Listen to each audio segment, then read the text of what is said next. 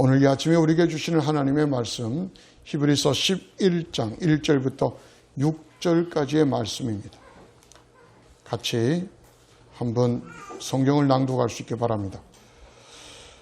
성경과 그리고 영상을 여러분이 참조하셔서 같이 한번 읽겠습니다. 히브리서 11장 1절부터 6절까지 말씀입니다.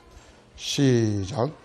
믿음은 바라는 것들의 확신이요 보이지 않는 것들의 증거입니다. 선조들은 이 믿음으로 살았기 때문에 훌륭한 사람으로 정언되었습니다. 믿음으로 우리는 세상이 하나님의 말씀으로 지어졌다는 것을 깨닫습니다. 보이는 것은 나타나 있는 것에서 된 것이 아닙니다. 믿음으로 아벨은 가인보다 더 나은 제물을 하나님께 드렸습니다. 이런 제물을 드림으로써 그는 의인이라는 정언을 받았으니 하나님께서 그의 예물에 대하여 정언하여 주신 것입니다. 그는 죽었지만 이 믿음으로 말미암아 아직도 말하고 있습니다. 믿음으로 에녹은 죽지 않고 하늘로 옮겨갔습니다. 하나님께서 그를 옮기셨으므로 우리는 그를 찾을 수 없었습니다. 옮겨가기 전에 그는 하나님을 기쁘게 드렸다는 정언을 받은 것입니다. 믿음이 없이는 하나님을 기쁘게 드릴 수 없습니다. 하나님께 나아가는 사람은 하나님이 계시다는 것과 하나님은 자기를 찾는 사람들에게 상을 주시는 분이시라는 것을 믿어야 합니다. 아멘. 할렐루야. 반갑습니다. 어떻게 한 주간 잘 지내셨습니까? 요즘 코로나19가 너무 심해서 사람들마다 막 여러 소식이 많이 온다 해요. 요즘 추적하고 이런 것이 굉장히 지금 예민하나 그러나요? 센시티브해서 어떤 식당에 이렇게 확진자가 나왔다 그러면은 그 들린 사람 모두에게 연락이 다 가서 철저하게 진단검사 받고 한답니다.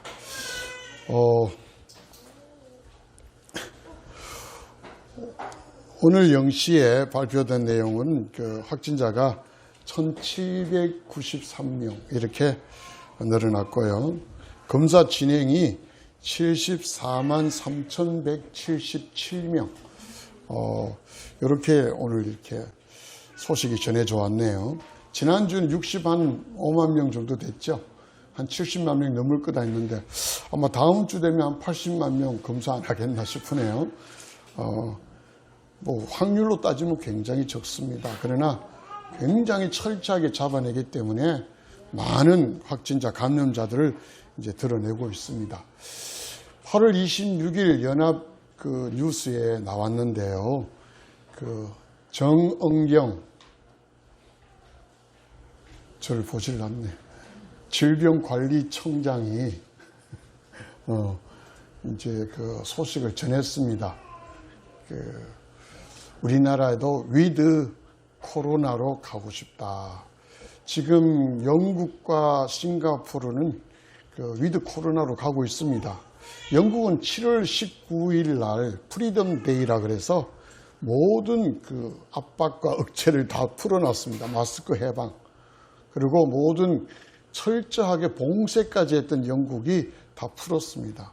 얼마 전에 윈블던 무슨 축구 경기에 모두 노마스크, 5만 명이 있었는데 노마스크로 참석하게 했고 그날 확진자가 5천 명이 생겼답니다. 그래도 이제는 확진자, 추적, 전수조사 이런 거 하나도 안 합니다. 대신에 위정자, 사망자, 질병에 인해서 죽는 이런 사람들에 대하여 집중적으로 치료하고 관리하겠다. 이제는 얼마나 감염된 거 이거는 지금 찾아내고 확진자가 몇 명 이런 단계는 지났다. 이렇게 지금 되고 있습니다. 싱가포르는 영국의 위드 코리아와는 조금 다르게요. 싱가포르는 현재의 방역 체계를 조금 고수하면서 전수조사나 확진자 이런 추적 이런 걸 하지 않습니다. 얼마나 감염자가 생겼냐 이런 것도 발표도 하지 않고 영국과 마찬가지로 중증자 치료를 위하고 사망자 발생을 하지 않도록 애쓰는 그런 단계입니다. 대신에 마스크는 계속 끼고 하고요. 준수하게 하고 심지어는 실내에서 마스크를 끼지 않으면 징역형까지 살게 합니다. 벌금은 500만 원 이하의 징역은 6개월 이하의 징역입니다. 영국에서 싱가포르 왔는데 자기 나라에서는 프리덤 데이라고 마스크를 안 썼는데 여기도 같이 위드 코리아 아니냐고 마스크 안 쓰다가 그 버텼던 영국 국민이 싱가포르에서 6주간 징역형을 선고받을 정도로 싱가포르는 방역 지침을 잘 고수하면서 위드 코리아로 갑니다. 정은경 질병관리청장이 이번에 발표한 내용은 우리 한국도 그래 갈 거다. 대신에 조건을 달았습니다. 고령자는 90% 이상 백신을 접종 완료해야 되고 성인 80% 이상 접종이 되어질 때 그때서 우리는 위드 코리아 갈 수 있다. 그러면 그 시기를 10월 말쯤으로 보고 있습니다. 10월 말쯤에 방역의 단계라든지 또 병상이라든지 이런 그 의료 시스템들을 다 변경을 하고 준비를 해서 아마 10월 말쯤에는 아마 그것이 시작되지 않을까 뭐 이런 추측을 보도를 했습니다. 자, 그것과 아울러서 세상 사람들이 요즘 어떤 이야기를 하냐 하면은 교회다 엉터리다는 이야기를 합니다. 교회 다니는 믿는 사람, 신자들이 다 엉터리 믿음이다. 그 말하는 연유가 처음 시작할 때 교회가 얼마나 기도를 했냐. 신자들도 얼마나 이 코로나 끝나도록 기도를 했는데 지금 1년 6개월이 지났는데 근 2년이 가까이 됐는데 아직도 코로나는 계속 번성하고 끝나는 게 아니라 발전해 나오고 있다. 변이가 나와서 이렇게까지 이야기를 합니다. 그런 이야기 들을 때 저는 좀 먹먹한데 여러분 마음이 좀 어떻습니까? 우리 교회가 엉터리일까요? 우리 믿는 믿음의 신자의 믿음이 정말 엉터리일까요? 우리가 했던 기도가 진짜 세상 사람들이 말하는 그런 엉터리 같은 믿음일까? 저는 한 주간 이 말씀, 이 생각들이 굉장히 마음을 무겁게 했고 오늘 말씀의 주제는 이런 내용들입니다. 정말 우리의 믿는 믿음이 우리 교회가 가지고 있는 신자들의 믿음이 정말 세상에서 말하는 것이 엉터리일까? 우리가 했던 기도가 응답이 되어지지 않고 그래서 엉터리 같은 기도였을까? 이런 생각들 중에 오늘 이 말씀을 준비를 해봤습니다. 성경은 우리에게 뭐라고 이야기합니까? 성경은 우리에게 오늘 읽었던 우리의 본문 히브리서 11장 1절에서 믿음은 두 가지를 이야기합니다. 실상이라고 이야기합니다. 우리 성경은 확신이라고 이야기했습니다만은 우리 성경에도 난해주에 보면은 실상 또는 실체라고 번역을 같이 언급을 했습니다. 확신이라보다는 저는 실상이라고, real image입니다. 실상. 그리고 실체라는 표현을 더 저는 좀 즐겨 쓰고 싶습니다. 자, 우리가 믿는 믿음은 바라는 것의 실상입니다. 리얼한 이미지입니다. 우리와 여러분과 제가 바라는 것들의 실상이다. 그걸 믿음이라고 성경은 정의를 내립니다. 두 번째 정의는 보이지 않는 것들의 증거다. 그렇게 말합니다. 자, 믿는다는 건 뭘까? 보이지 않지만 그 보이지 않는 것들의 증거가 우리의 믿음이다. 그러면 믿음이 있으면 보이지 않는 것들의 증거가 있기 때문에 즉 증거가 드러난다는 거예요.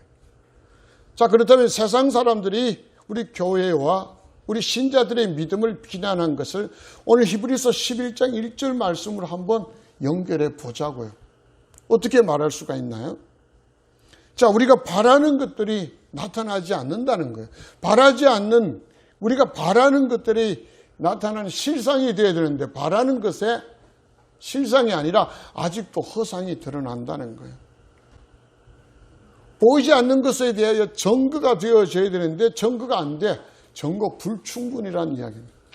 그래서 하나도 지금 드러나지 않는다. 이렇게 지금 말씀을 드릴 수가 있는 겁니다. 실제로 저와 여러분은 그게 동의할 수는 없지만 오늘 말씀을 조금 더 우리가 진지하게 살펴보면서 믿음으로 살아간다는 것이 특히 신자가 이 세상에서 믿음으로 살아간다는 것이 과연 어떤 의미가 있을까? 세상 사람들이 말하는 것이 저들이 원하는 대로 딱딱 이루어지는 게 믿음일까? 그렇지 않다면 과연 믿음으로 산다는 것이 무엇일까를 한번 생각해 볼 수 있는 그런 말씀입니다. 자, 믿음의 반대말은 믿지 않는 겁니다. 그걸 한자로 불신이라고 합니다. 믿음의 반대말은 불신입니다.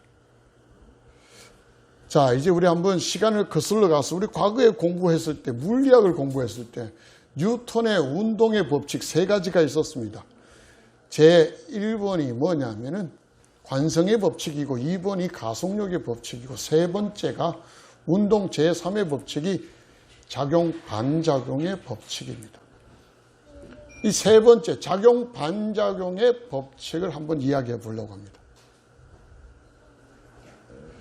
작용 반작용의 법칙 뭘까요? 실제하는, 아니 그냥 생각으로만 존재하는 게 아닙니다.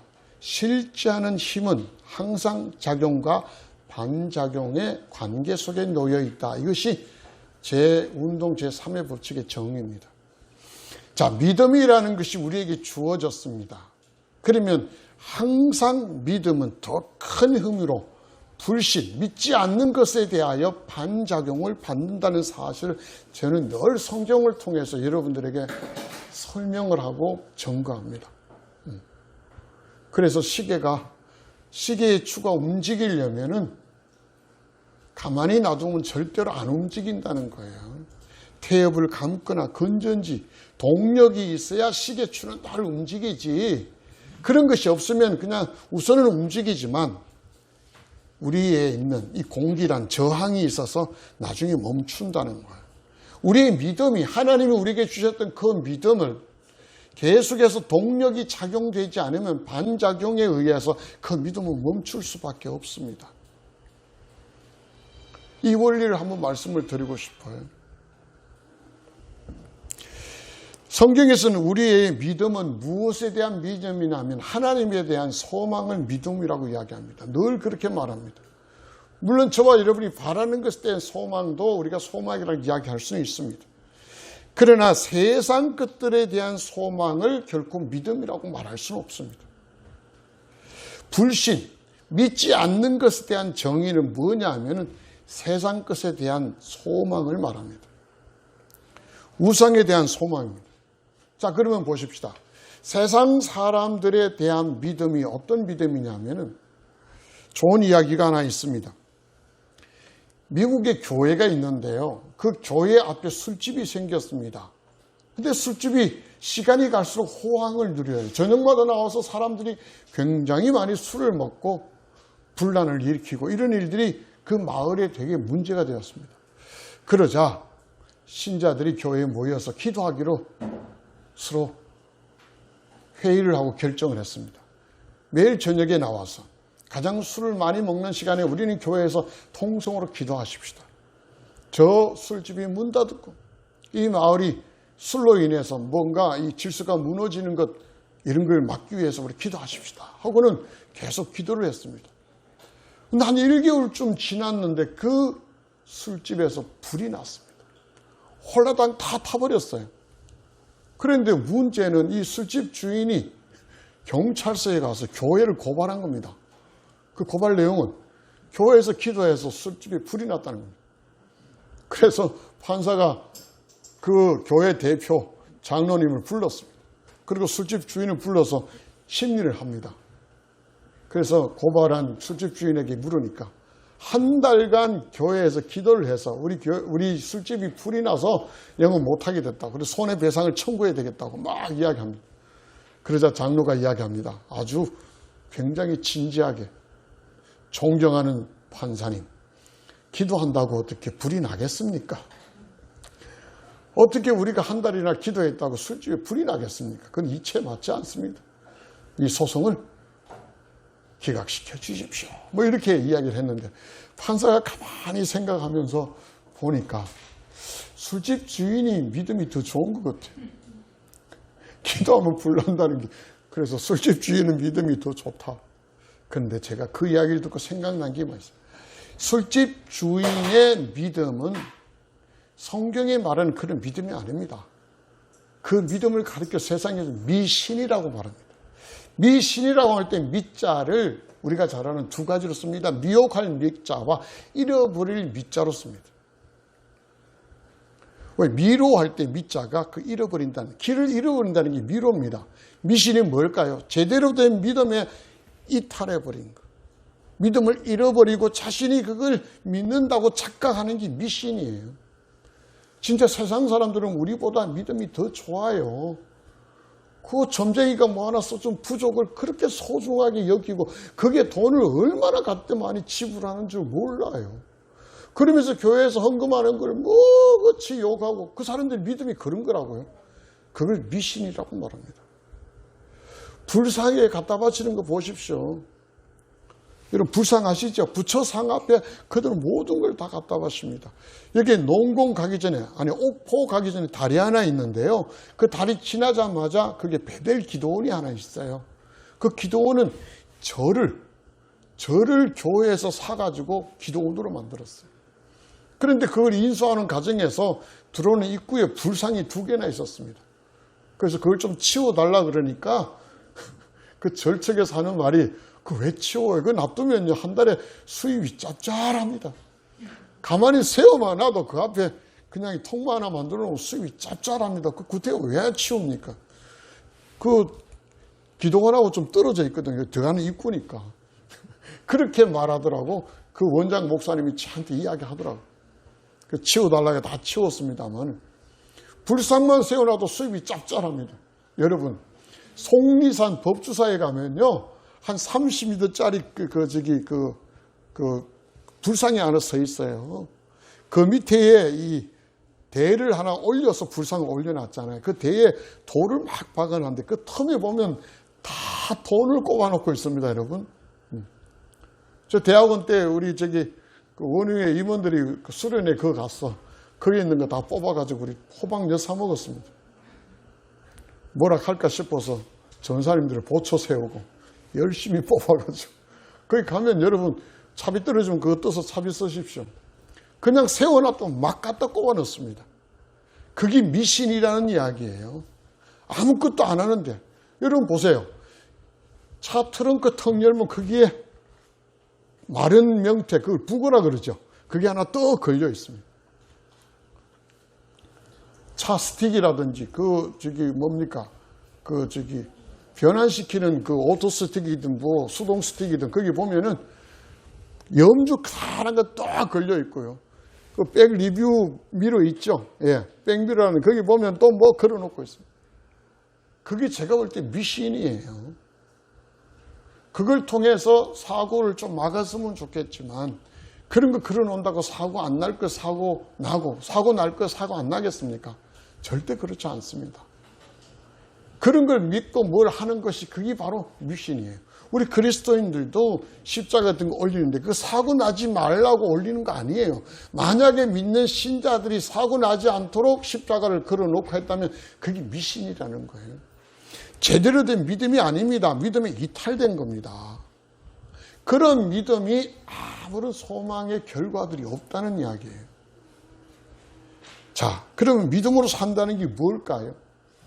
오늘 성경은 믿음에 대하여 이야기하는데 2절 3절에 관해서 믿음으로 가인이 예물을 드렸다 그렇게 말합니다.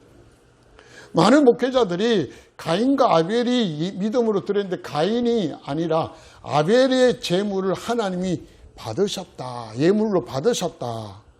근데 왜 그러셨나? 거기에 대하여 많은 분들이 뭐 다 그렇지는 않지만 꽤 많은 분들이 그런 설교를 합니다. 하나님 피 흘림 외에, 그죠? 피가 흘려야 대속이 된다. 죄 사함을 받기 때문에 아벨은 양을 잡아서 드렸고 가인은 농사를 곡식을 드렸기 때문에 하나님이 그 양의 그 제물을 받으셨다. 피 흘렸다. 이런 설교를 종종 듣습니다. 여러분 그 귀 막으십시오. 그건 제대로 된 거 아닙니다. 오늘 성경은 뭐라 그럽니까? 아벨은 믿음으로 드렸기 때문이에요. 가인은 믿음으로 드리지 않았기 때문에 하나님이 받지 않았고 믿음으로 드렸기 때문에 하나님께서 아벨의 제물을 받으셨다. 예물을 받으셨다. 성경이 그렇게 유권 해석을 합니다. 이제 여러분 이해되시죠? 제가 이야기하는 게 성경이 이야기하는 겁니다. 믿음으로 드렸다는 겁니다. 저는 그걸요, 믿음으로 드렸던 예배의 결과가 무엇인가, 믿음으로 드려지지 않았던 예배의 결과가 무엇인가가 창세기 뒤에 그대로 나옵니다. 믿음으로 드리지 않았던 가인은 예배를 드리고 하나님의 예배를 받으신 그의 동생 아벨을 죽여버립니다. 예배를 제대로 드려서 하나님과 만남이 되어졌다면 그는 그런 마음을 절대 먹을 수가 없어요. 이해되시죠? 그 정도가 된다는 거예요. 믿음으로 드리지 않았습니다. 근성으로 드렸고 그냥 형식으로 드렸습니다. 하나님은 그 예배를, 그 제물을, 그 예물을 받지 않으셨다는 겁니다. 믿음으로 드린다는 거예요. 오늘 우리가 본 성경에서 많은 힌트가 우리에게 주어지고 있습니다. 자, 성경 한번 볼까요? 4절에 지금 아벨과 가인의 이야기를 했습니다. 5절에 보십시오. 에녹은 죽지 않고 하늘로 옮겨갔다는 겁니다. 그걸 믿음으로 살아서 그냥 죽지 않고 하늘로 올라갔다고 그렇게 성경은 말하는데 그 근거를 뭐라고 말하냐면은 5절 한번 자세히 보십시오.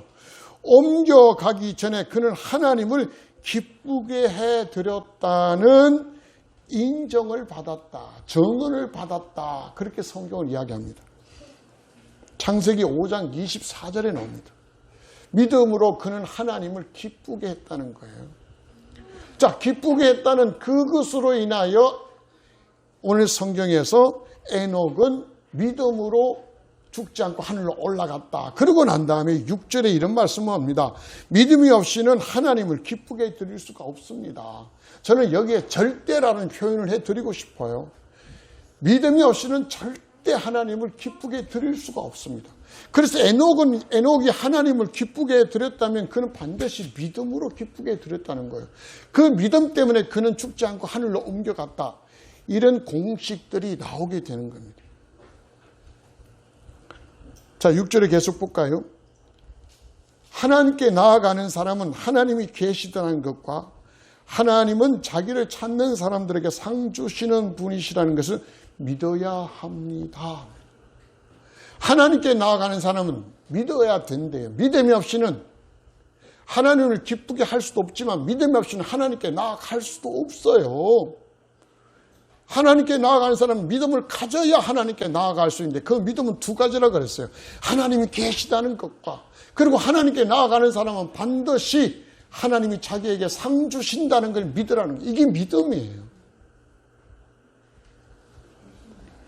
자, 오늘 말씀을 한 번 더 읽어보십시다. 오늘 결론적인 말씀이에요. 그러면 이 믿음에 대한 이야기를 쭉 하는데 그럼 우리는 믿음으로 산다는 건 과연 어떤 것입니까? 좀 더 구체적으로 어떻게 사는 것일까? 그 창세기 39장으로 봅니다. 자, 창세기 39장 7절에서 10절까지 성경을 가지고 계신 분은 성경을 찾으시고 영상을 보시면 나옵니다. 다 보이죠? 같이 한번 읽어봅니다. 시작.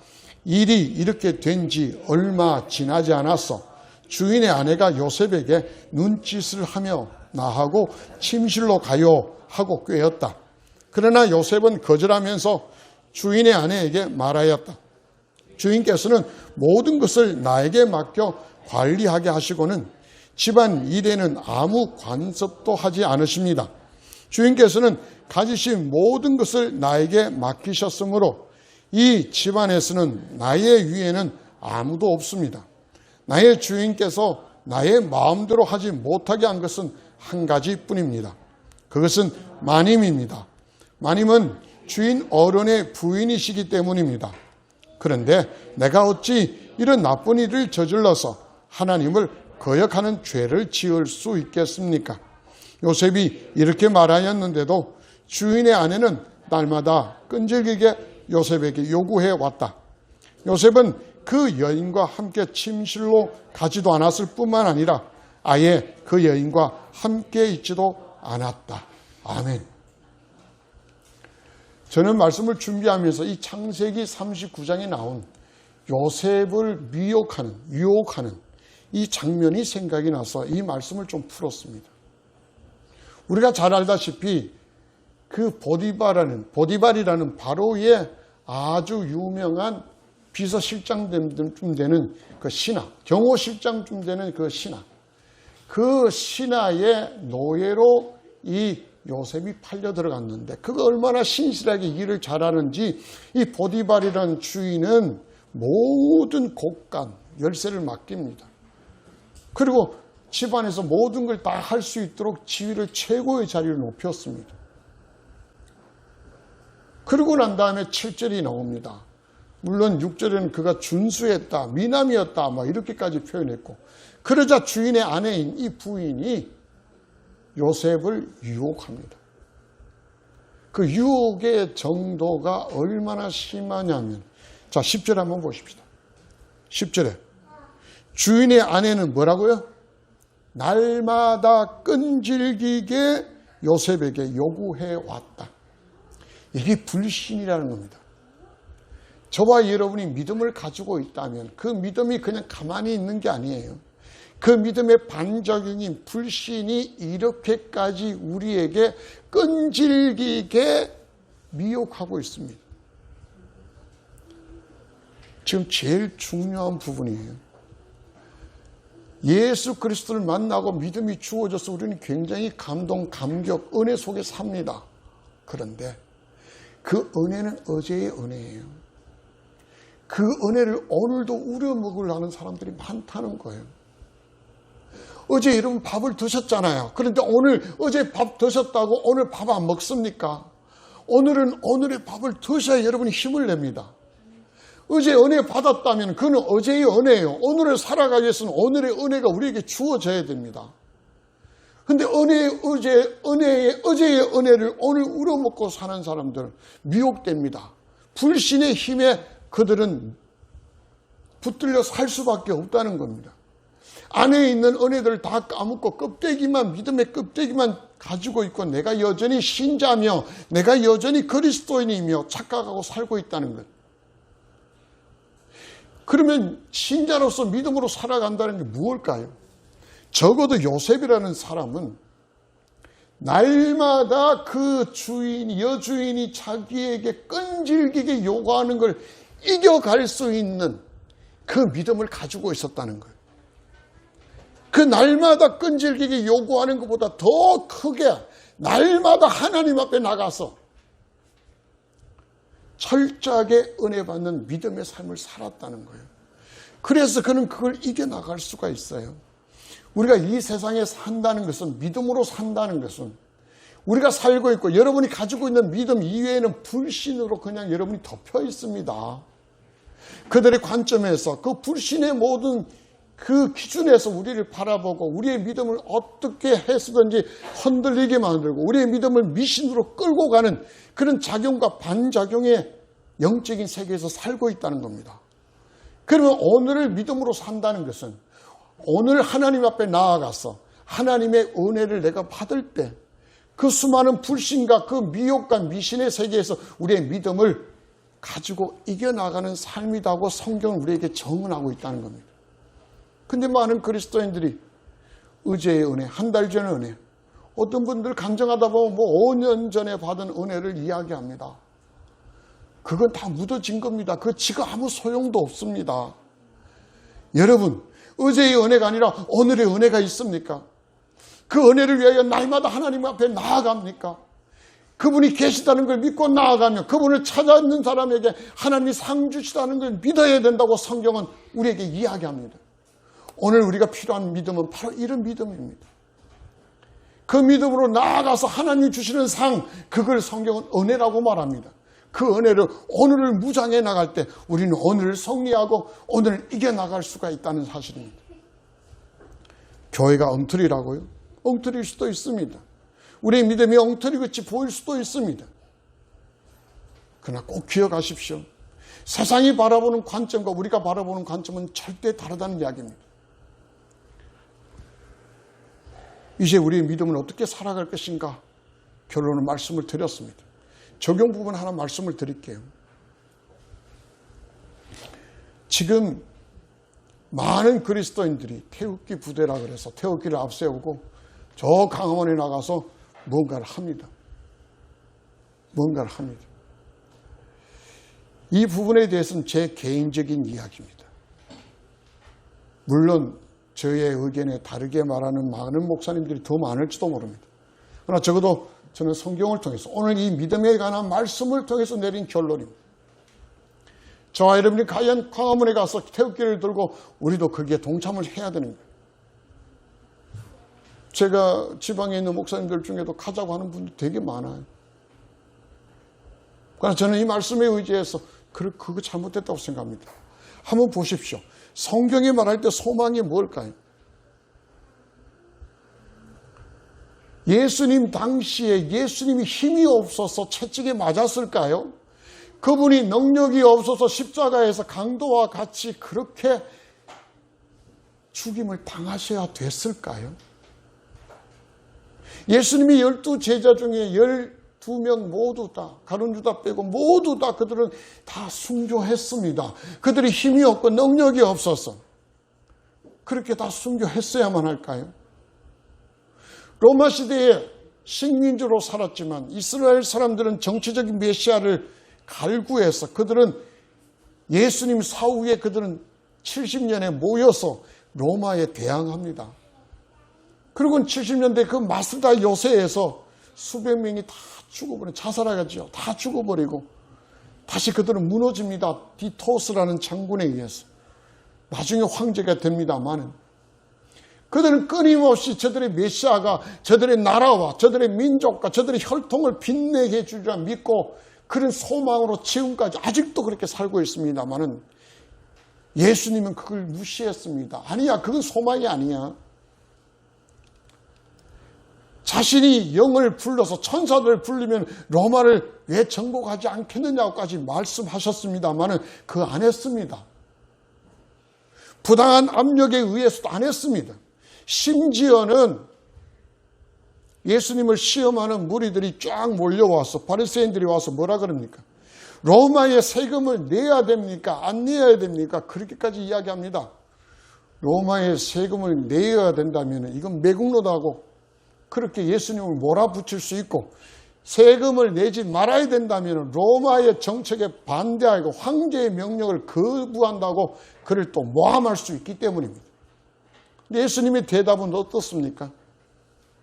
가이사의 것은 가이사에게로 하나님의 것은 하나님께로 분명히 구분해 주십니다. 교회가 왜 정치에 휩쓸려서 언제부터 우리 기독교인이 태극기를 들고 다니면서 어떤 주동된 사람들에 의해서 그렇게 외치고 정부와 싸워야 되나요? 성경에 보면 기독교인들이 자기들을 핍박하는 로마 정부와 싸웠다는 기억이 하나도 없습니다. 그들은 죽음 속에서 오직 주님을 소망하며 주여 하나님 나라를 그리며 그들은 그렇게 짐승들에게 물려 죽어가고 십자가에 달려 죽고 불에 타 죽어가며 그것이 그리스도인의 삶이었고 그들의 신앙의 모습이었습니다. 언제부터 우리 기독교인들은 힘을 과시할 줄 모릅니다. 부활절이라고 온데 모여서 많이 모여야 교회가 힘이 있고 많이 모여야 교회의 무슨 세력들을 보여준다고 합니다.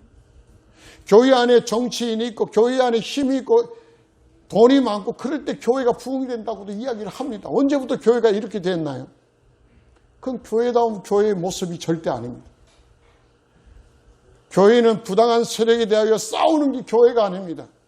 그 부당한 세력에 대하여 더욱더 하나님 앞에 소망을 두고 살아가는 게 우리 그리스도인의 믿음의 삶의 진정한 모습이라는 겁니다.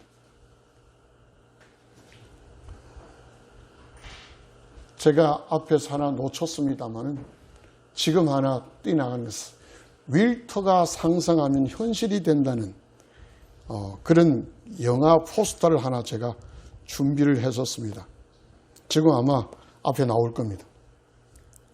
윌터의 상상은 현실이 된다. 저 아직 영화를 보지는 않았습니다. 그러나 과거에 포스터가 기억이 나서 여기 한번 제가 소개를 해드립니다.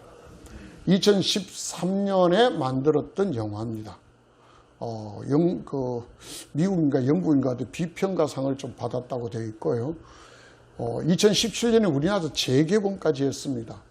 1939년에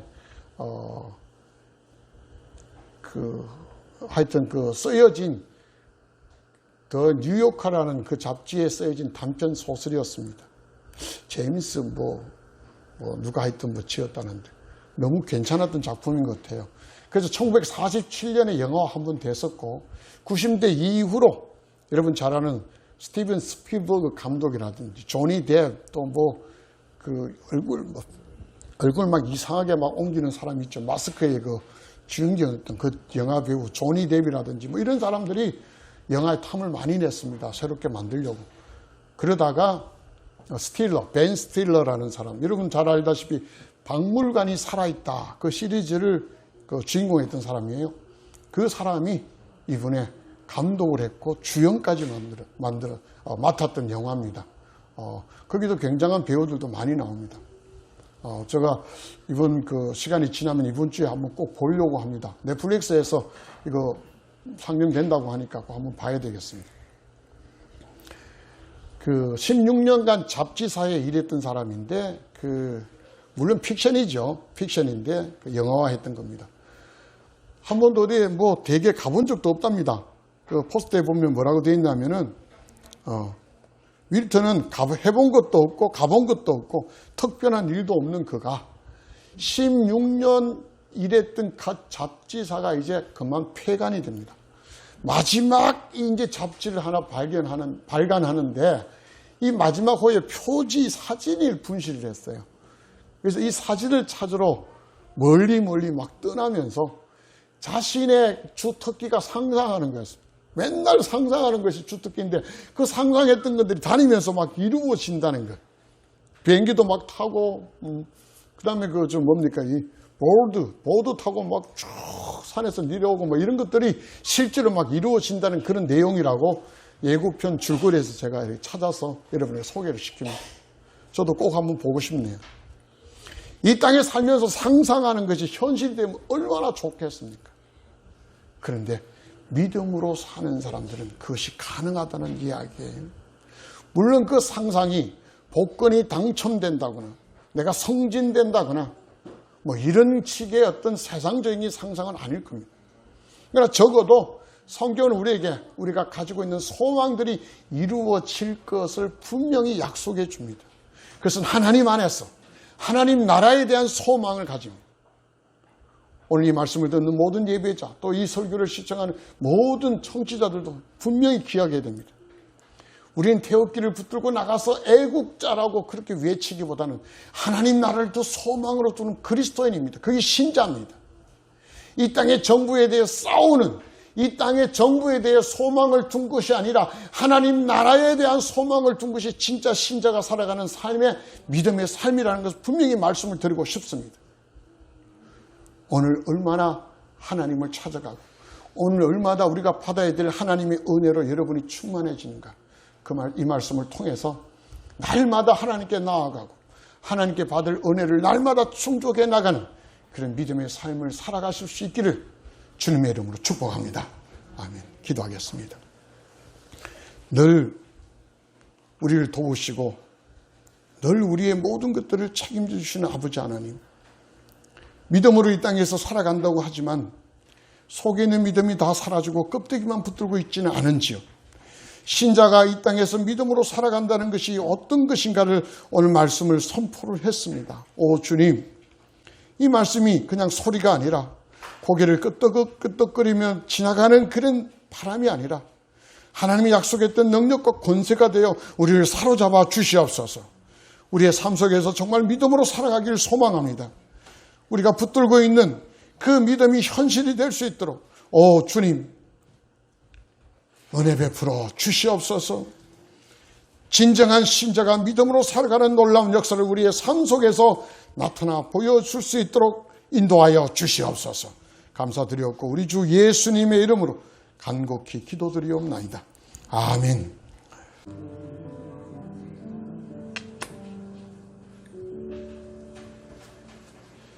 팔을 들어 마지막 휴일에 하나님을 찬송하고 예배로 영광을 돌린 이제는 우리 주 예수 그리스도의 피하신 은혜와 우리 아버지 하나님의 영원하신 사랑하심과 그리고 이제는 저희들에게 오셔서 모든 것들을 책임지고 계시는 성령님의 도우심과 복을 베푸심과 말씀 그대로 역사하심, 오늘도 선포되어진 하나님 말씀에 아멘 아멘. 날마다 믿음을 가지고 하나님께 나아가 은혜로 무장하는 성도로 살기를 원한 복된 예배자들 머리머리, 또 저들의 가정과 일터와 직장과 경영하는 사업체와 또 저들이 하는 모든 학업 위, 저들의 꾸는 꿈과 비전과 소망과 사명들 위, 또한 주께서 이 땅에 오셔서 친히 피 흘려 교회로 세워주시고 위대하신 하나님의 영광을 마음껏 드러내기를 소망하는 대구 침례 교회 위에 영원토록 함께 하시기를 예수님의 이름으로 간절히 축원하옵나이다. 아멘.